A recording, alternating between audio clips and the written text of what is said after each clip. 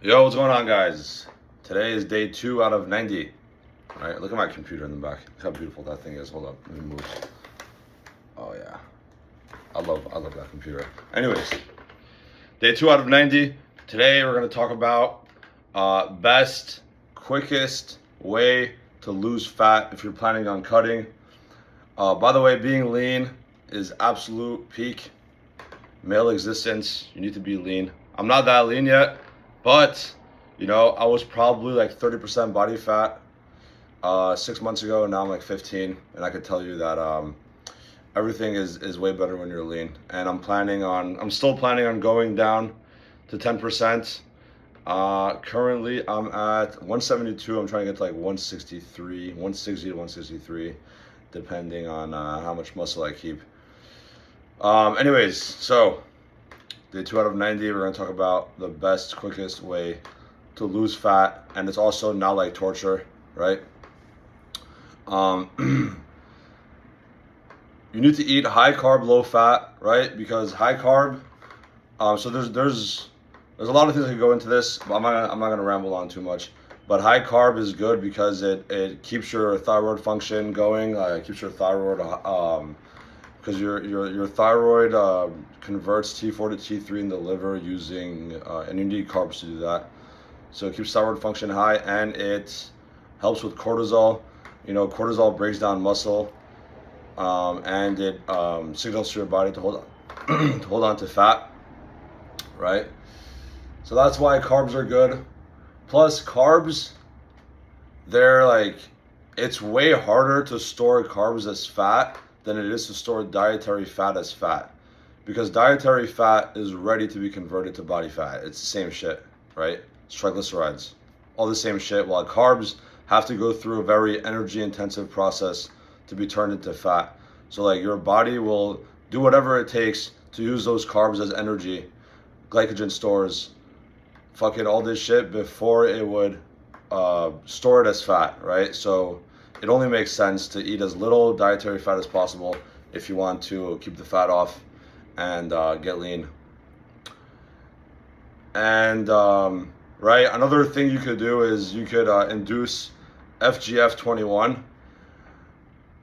Right now, I'm just talking off the dome. I don't have a screen in front of me that I'm reading off of, but FGF21, from what I know, I didn't really look too much into it. It's like a protein or hormone or some shit that, like, if you restrict protein and you eat a lot of fructose, like sugar, simple sugars, your body thinks it's starving, and then it like increases energy expenditure through like thermogenesis, like creating heat. I might be wrong on that.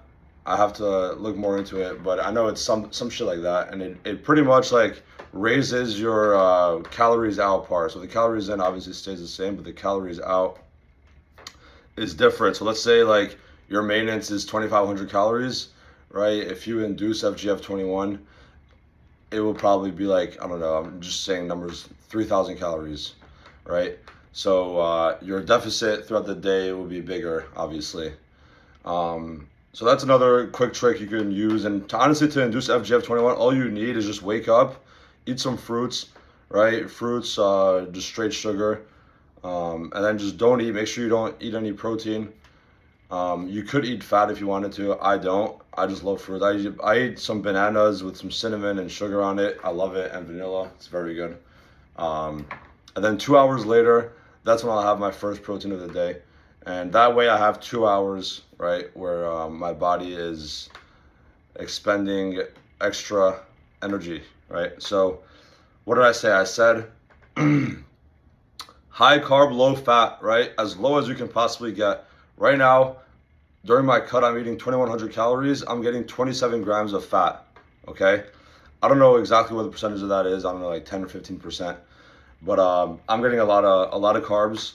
And then protein, keep it between. First of all, the protein intake that the professionals recommend is actually like way higher than it needs to be.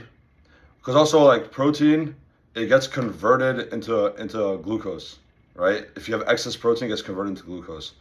I'm pretty sure probably the safest bet, right? Like, and you're gonna be in the good. You're gonna be good if you get 0.7 grams of protein per pound of body weight, I would probably just aim for 0.7 grams to 1 gram of protein per pound of body weight. You could even do per pound of lean body mass, but like it's very hard to actually know what your lean body mass is and what your body fat percentage is. Like even a DEXA scan, it could still be off. So it's very hard to tell. So I would just go off total body weight.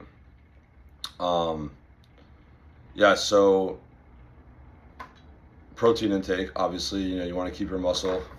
And then steps, the best would be like 15K, but between 10K is the minimum. Between 10 and 15K, walking is the best, honestly, better than running, because running is like way too energy intensive.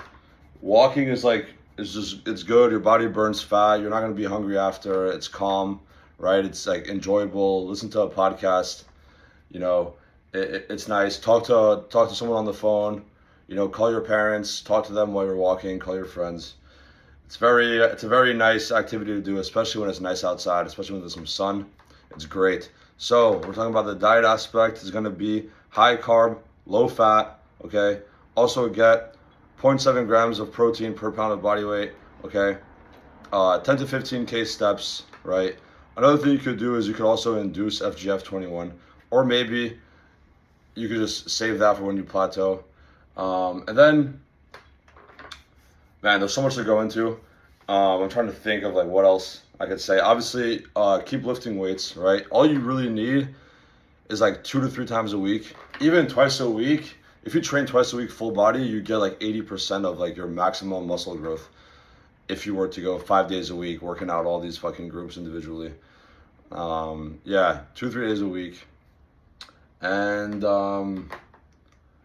like I said, it's all off the top of my head, so I'm thinking on the spot here. But I think if I think of anything else, I'll make some more videos. I mean, either way, I'm making more videos, and I'm sure we'll get back to this at some point. But just quickly, I want to think if I have anything else to say.